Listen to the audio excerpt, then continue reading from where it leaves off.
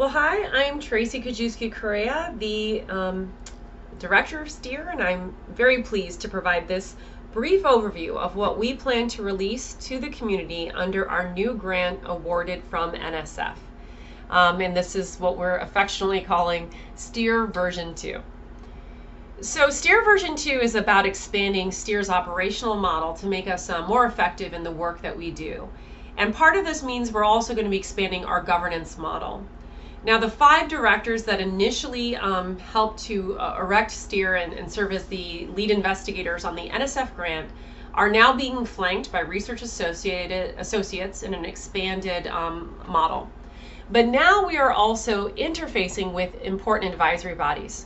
You can see here that our 3 associate directors for the hazards of coastal, earthquake, and wind are now interacting with dedicated advisory boards for those 3 hazards. In addition, we are launching a pair of working groups, the first looking at damage quantification, which is interfacing with David Roosh, our Associate Director for Data Standards, and another working group under Khalid Masalam looking at levels of automation that we can include in our responses. Now, this advisory body is going to be an important feeder into what will now be STEER's steering committee, yet to be formed, but with a composition that will be as follows. It will have representation, 1 person from each of our hazard advisory boards, an individual from each of the working groups, and then 3 representatives of our newly formed, coming online very soon, regional nodes, as well as 2 positions held for at-large STEER members. Now, the idea of creating these regional nodes, as you can see, a whole slew of nodes across initially the United States, is to give a regional focal point for our STEER members to kind of rally around and to better coordinate our responses when events hit a particular region. So just to refresh everybody on who that core initial leadership team is, the directors of STEER. Again, the representation includes myself as director, a dedicated associate director for each of the hazards in form of Ian, Khalid, and 1 of our Davids. Then our second David Roosh, is our associate director for data standards, and those data standards and workflows cross-cut all of our hazards. In our expanded operations, we've also added research associates, which work with David and I at our respective universities to help support some of the R&D efforts associated with the expanded operations that we're bringing in under STEER. So we're very happy to have Shafiq and Amir serving in those important roles. Now, as I also mentioned, we're launching now our newly formed advisory boards for each of the 3 primary hazards. Again, as I said in the earlier slide, they are interfacing with those associate directors in our core leadership team, but they provide for us an expanded advisory body that's going to provide some very important functions. First of all, in all the work that we're doing, they're going to be the voice of these respective hazard communities to make sure their interests and needs are well represented. They will also provide us with some high-level advisement as we think about how we should approach a given event related to their field of expertise. And we view them as important ambassadors for the work we do as STEER to the wider hazards community, which expands beyond just researchers, but also policymakers and practitioners. As I stated, our governance model is prioritizing the use of regional nodes to give us a better way to coordinate our membership across the United States, and then obviously as a way to then better coordinate and mobilize them in the event of a response in a given geographic area. We'll begin onboarding our regional nodes in the United States here in 2022 with the idea of expanding internationally over time. Now, when we identified the nodes, we organized them largely around the existing FEMA regions, grouping them together in some cases to form 7 primary nodes with 3 sub-nodes. So we begin with the Northeast, which is FEMA regions 1 through 3, the Southeast, FEMA region 4, our Great Lakes node is FEMA region 5, our South Central node, FEMA region 6. Our North Central combines FEMA region 7 and 8. And out west, we have our Southwest node, which is FEMA region 9, and our Northwest node, which is FEMA region 10. We have subnodes identified for areas that are a little bit harder to reach. So back here in our Southeast node, we have a subnode dedicated to our Caribbean islands of Puerto Rico and the U.S. Virgin Islands. And then up in our Northwest, we have our Northwest subnode serving Alaska, as well as a Southwest subnode that is serving the Pacific Islands. And as a result, this gives us important coverage across the United States. Now, a university will be appointed at the head of each of these regional nodes, and then the programming that we'll be launching will be, serving members that are around that region and will operate out of that node in the event that we need to do any events, trainings, coordination for responses, etc. So now let me introduce you to what we hope to add to StEER. Besides streamlining our operations and giving you this, more formal governance model, we're hoping to make some real strides in 6 areas as part of our version 2 funding. These include and begin with focusing immediately on when a hazard event occurs and we have data being generated, finding ways to better tier our responses so our members are mobilized in a more efficient way, and more strategically doing so with new forms of mobile apps that conduct more unified assessments of structures to streamline our app suite. We also want to find ways of taking advantage of automation so that we can process data more efficiently and use our human effort in the areas where it's most needed and take away its expenditure on more rudimentary tasks. Once we get all that data from the field, we're going to push it through to a new form of damage quantification. The goal here is to more objectively report performance in a manner that is consistent with established rating scales and indicators, but to not force our members to subjectively assign, but rather do that in an automated fashion based on the data collected by our new mobile apps. The learning that's generated then from this very rich quantification of damage across all existing rating scales and indicators will push into a new product suite that includes an expanded engagement and communications hub that's really intended to push our data and our findings out to a larger cross-section of partners. We're also very interested in having a formal science plan that is driven by StEER's observations that we can push out to the natural hazards engineering community to make sure that the opportunities for continued research that are identified by our responses are indeed pushed out and driven to the research community.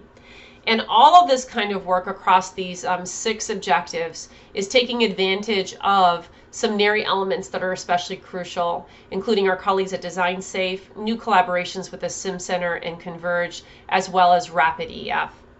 So now in this next sequence of slides, I just want to provide a little bit more detail on each of these objectives so you have an idea of what we're planning to do. So first of all, as I mentioned, we're going to establish those regional nodes. That's our first task here under Objective 1, to use them as a coordination mechanism for our responses and assure that we are connecting ourselves in each of these regions with the appropriate contexts and stakeholders that will be critical to responding to events and interpreting the damage patterns that we see. The second task under this objective will then formalize how we use our virtual and field teams in a more effective and strategic manner so that we can balance the amount of effort that's expended using scout teams as well as larger field teams for a more tiered response to our events. And we will think more critically then about how we'll link in strategically with the existing the other extreme events reconnaissance and research organizations under Converge. We also plan to modify our data enrichment and quality control processes under Task 3 so that we can reduce the effort expended in refining data, or at least make it commensurate with the level of response. So we're enriching at the highest levels for level 3, but perhaps a lighter level of enrichment for a level 1 response or a level 2 response. And finally, in our fourth task, we want to ensure our products are similarly scoped appropriate for these response levels.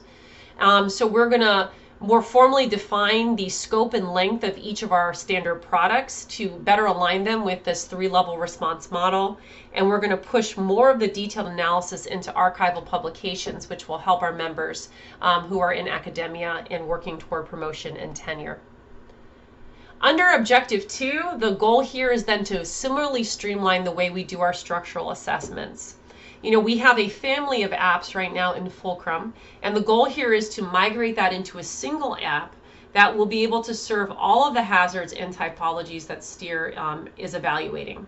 So we're going to start in our first task for this objective by establishing the requirements for the app. Literally, what does it need to be able to do, and how can we unify those things that are normally done by multiple apps serving multiple different hazards into one unified assessment workflow. We'll also figure out what kind of front-end interfacing someone would like to have when they're accessing the data on their web browser, and the type of back-end data management that will be needed. And this will be working closely with the Rapid facility at Washington as well as the Design Safe team at Texas, so we can integrate this into the NERI technology suite. Then we're going to prototype a workflow that shows us how we're going to bring all of this capability into the Rapids wrap, as well as creating the appropriate interfacing to Design Safe, so that once the data migrates into the wrap platform and eventually to Design Safe, it can still be interacted with by our virtual teams who are doing additional enrichment tasks. So we'll be beta testing that interface and also determining how to best migrate all the legacy data from Fulcrum over into a NERI repository that is using wrap and Design Safe. At our third task, we're going to then create more streamlined handbooks and training and tutorials on how to use the new unified app, as well as events for hands-on training. And then we'll start piloting the use of the new app in some of our event responses to get user feedback to further improve and refine its features before we make it the formal and an official app for StEER. Now, objective 3 is similarly focused on streamlining. You can see the pervasive theme in all of our objectives. And the goal here is, we have started to use some interesting techniques driven from data sciences to help be more efficient in our responses. Thus far, natural language processing has been one of the techniques we've used. So under the first task for this objective, we want to use NLP a lot more formally. To actually use it to generate a lot of the basic content that we need for our reports and other products, to reduce the level of effort required by our VAST. That way the virtual teams can come in as the human agent and add additional context and refinement, but a lot of the rudimentary information is actually automatically retrieved using natural language processing and fed into our templates. Now under task 2, we want to then take advantage of some of the tools being developed by the AI team at the Sim Center, specifically software like Surf and Braille's, to automate the population of fields in our typical assessments, the kinds of things that a human often is manually enriching. We'd like to automate that using the Sim Center's inventory generation tools under task 2. And then in task 3, we'd like to further extend the use of these types of vision-based detection schemes by building on some of the work that Peer has done and enabling us to automatically geolocate, size, and quantify damage in imagery. We want to be able to extend that across different hazards and typologies, and then be able to let that kind of capability run free to do the assessments then on the street level panoramic data. Now that StEER is using scout teams as part of this new approach to tiering our responses, the idea would be that those scout teams would generate a lot of street level panoramic data, what you might call street view data, lots of rich imagery data. So by creating an automated way to move through that data and detect the presence of damage, we can better generate preliminary findings as well as better direct our field assessment teams doing follow-up work by having that data already automatically processed before they depart. And this, of course, all hinges upon having good machine learning training sets, right? You cannot do this work without having good training data. So as a result, when we think about StEER, we have over 29,000 records, which essentially can be turned into labeled image data that can be used for training these types of artificial intelligence applications. So we would like to engage our community in formal ways of labeling the rich data that StEER has so it can be released as training sets for those working on machine learning algorithms, and even hosting an annual competition to invite people to develop new detection algorithms using the StEER data that can hopefully be integrated into our workflows in the future. Our fourth objective then continues this idea of standardizing and refining the work we do and gets to the very thorny issue of damage ratings. We know that assessing a global damage rating or some kind of appraisal of functionality or operational capacity of a damaged structure can be highly subjective. And so in this objective, we're actually hoping to automate that by trying to quantify component level performance in our mobile apps in such a way that it can then be mapped to existing damage rating or other functional performance indicators that exist out there. But all those mappings would happen independent of humans. So to do this and kind of make a more objective way to quantify and assess and assign these ratings, the first task will be to synthesize all the damage ratings out there and try to see what they're traditionally relying upon to arrive at that damage assessment, and identify the critical path. What is the core information that all those rating systems share in common across hazards and typologies that we can use as the nexus for our assessments? Then in the second task, we'll try to distill that down to the purest physically quantifiable performance metric that you could ask somebody to measure in the field. So rather than calling a structure severely damaged, what would you ask them to actually measure in a quantifiable way about that structure that could then be used to infer that it is severely damaged? We want to map that kind of quantifiable data to the various damage states existing in traditional assessments that would ultimately move us toward defining hazard agnostic performance metrics. And then the idea would be that once you've done this mapping, you could create a library of transfer functions under task 3 that are literally going to take the fields that are collected in StEER's app and map them automatically onto a family of the different damage rating scales and indices and performance metrics that are out there. So the idea is that instead of trying to assess that kind of rating from the human agent, you could instead map it to all the different scales. And then depending on which damage scale you like to use or your community accepts, the StEER data would already be mapped to it automatically by these transfer functions. Now, one challenge is a lot of these assessments are more of a qualitative evaluation, but we hope to use regression algorithms that analyze how humans made those qualitative assessments to find the empirical relationship between those metrics and discrete damage states, so that even the highly qualitative assessments could be turned into more effective transfer functions that can make that assignment automatically. And all of this is kind of getting to the point of creating better ways to quantify damage in a manner that captures the spatial and temporal information at the time that it is collected, and then mobilizes that through a more systematic way of then mapping it to different damage ratings and performance metrics. Then in Objective 5, we kind of move to the back end of the process. We've got these improved ways to capture the data and even assess it. Then Objective 5 is thinking about how to move that out into the community. This begins for us by creating templates for the different short form communications that we would actually like to make for stakeholders beyond academics. So task number 1 under this objective is building up a whole library of different products that you can see here. These kind of press releases and summaries are all critical to communicating to non-academic audiences. So that is our first goal, is to build those templates. Our second task is going to start then formalizing relationships with different audiences who would likely be the targets of those communications. It's important to get those relationships ready before an event so they are primed to receive the information when the event occurs. We've also found social media, and specifically mining tweets, to be a very effective way to find out what has happened in a community after an event. And we'd like to formalize that under the task number 3 by actually helping a way for communities to self-report the damage and the recovery experience that they are having through a mobile app that's part of our app suite. And in the fourth task here, we also recognize that building this capacity to better communicate our findings and learnings to non-academic audiences is a vital skill to develop across StEER's organization and not just among its leadership. So we plan to offer training to our members so that they're better prepared to interact with stakeholders and especially with communities, because they are the face of StEER in the field, and they have important interactions and opportunities to share knowledge with affected communities when they're out there in a field response. And that leads us finally to the 6th objective.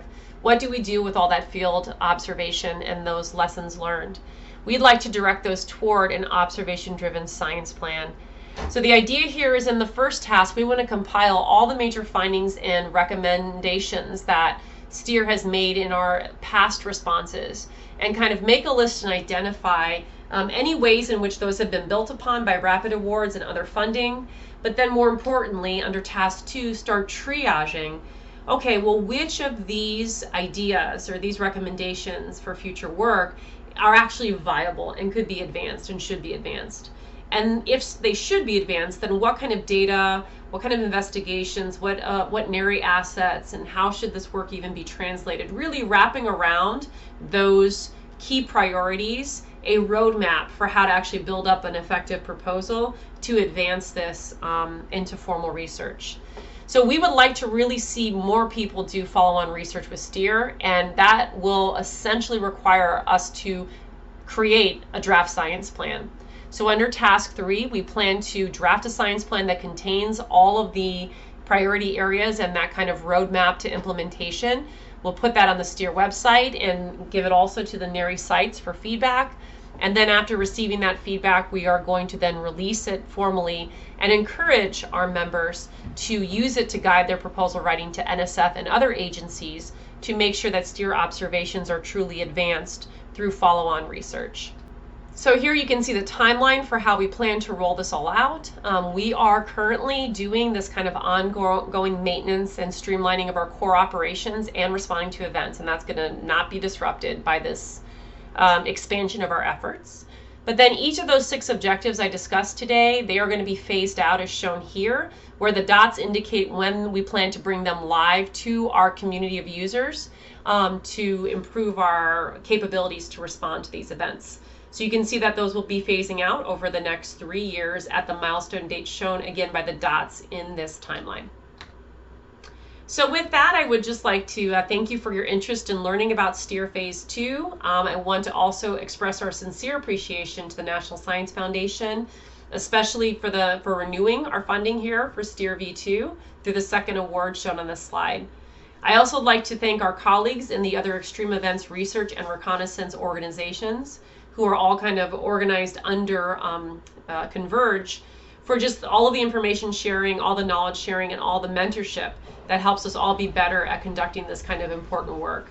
I also want to recognize our longstanding collaboration with the NARI Rapid Facility and Design Safe teams in supporting our responses and even more so going forward. Spatial Networks has been another essential partner, making their Fulcrum community platform available at no cost to StEER so that we had a way to capture those field assessments. And I'd also like to thank our network of organizations and agencies who've been responding to and learning from these natural hazard events. They've been vital partners in sharing information and receiving information from us and getting it out there further in the community. We really appreciate their partnership. And finally, I want to just recognize our members. They voluntarily participate in StEER. They make incredible sacrifices to do this important work. So we want to recognize them as well as their institutions and employers for letting us use their time and talent in such important ways. So just thank you again for your commitment to StEER and our shared desire to build resilience through this kind of impactful reconnaissance. Thank you.